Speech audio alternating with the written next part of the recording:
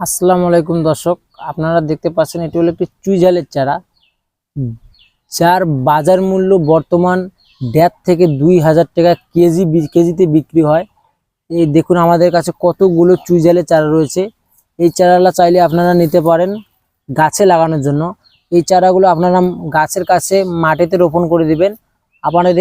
আপনাদের এই চারাগুলো পুরো গাছের সাথে উঠে যাবে পানির মতো। আর এই চারাগুলো মনে করেন আপনার 1 থেকে 1.5 বছরের মধ্যে খাওয়ার যোগ্য হবে।